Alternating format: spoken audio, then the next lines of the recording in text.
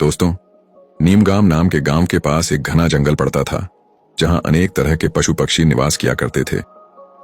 इसी जंगल के किनारे पर एक छोटी सी कुटिया में एक विधवा औरत रहती थी, जिसका नाम था सावित्री। सावित्री की उम्र लगभग 25 से 30 साल के बीच रही होगी। उसका पति 1 साल पहले ही इस दुनिया से किसी भयानक बीमारी के कारण चल बसा था।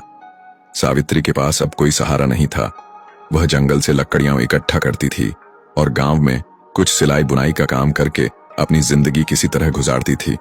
वह बहुत खूबसूरत थी, लेकिन उसकी आंखों में एक गहरा दुख छुपा रहता था। सावित्री कभी किसी की बात का बुरा नहीं मानती थी। उसके लिए अब जिंदगी का मतलब बस रोज की जरूरतों को पूरा करना और किसी तरह दिन काटना ही रह गया था। एक दिन जब सावित्री जंगल में लकड़ियां इकट्ठा कर रही थी, तभी पास के एक पेड़ से एक बड़ा सा बंदर नीचे उतरा और उसके सामने आकर बैठ गया।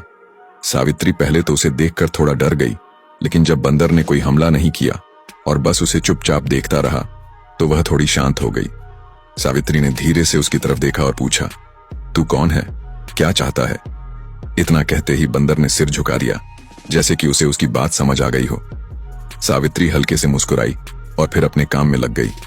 बंदर वहीं बैठा रहा और उसे देखता रहा। जब सावित्री लकड़ियां बांधने लगी, तो वह बंदर उसकी मदद करने लगा। सावित्री आश्चर्यचकित रह गई।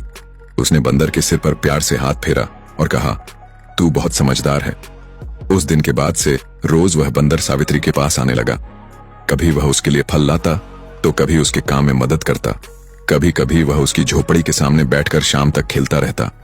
सावित्री की जिंदगी में एक नया रंग भर चुका था। उसके होठों पर मुस्कान लौट आई थी। इसी तरह समय बीतता गया और सावित्री और बंदर के बीच एक अनोखा रिश्ता बन गया। जब भी सावित्री अकेली होती, तो वह बंदर उसे हंसाने की कोशिश करता। जब वह उदास होती, तो वह उसके पास आकर उसके कंधे पर सिर रखकर बैठ जाता। अब सावित्री भी उसे अपने परिवार का हिस्सा मानने लगी थी। एक रात सावित्री अपनी झोपड़ी के बाहर बैठी थी। चांदनी रात का आनंद ले रही थी कि तभी उसने देखा, बंदर पास के एक पेड़ की डाली पर बैठा है। सावित्री ने उसकी ओर देखा और मुस्कुरा दी। तू मेरे साथ हमेशा रहेगा ना? सावित्री ने पूछा। बंदर धीरे से उसकी ओर छलांग लगाकर आया और उसके पैरों के पास बैठ गया। सावित्री ने उसे अपनी गोद में उठा लिया। उस रात पहली बार सावित्री ने धीरे से बंदर का हाथ थामा और सो गई।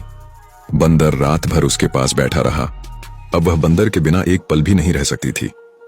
सावित्री के मन में यह भावना पूरी तरह घर कर चुकी थी कि यह बंदर कोई साधारण प्राणी नहीं है। उसमें आत्मीयता भरी हुई थी, जैसे कोई पुरानी आत्मा उसके जीवन का हिस्सा बनकर लौट आई हो। एक रात की बात है, मूसलधार बारिश हो रही थी। सावित्री झोपड़ी में बैठी थी और बंदर उसके पास आकर बैठ गया। बिजली की चमक में सावित्री ने देखा कि बंदर की आंखें गहरी और चमकदार हो गई थीं। सावित्री ने उसके सिर पर हाथ फेरा और पूछा, क्या तू हमेशा मेरे साथ रहेगा? बंदर ने धीरे से उसका सिर उसकी गोद में रख दिया। सावित्री की आंखों से आंसू बह निकले। उसे महसूस हुआ कि उसके जीवन में जो स्थान अब तक खाली था, वो अब भर चुका है।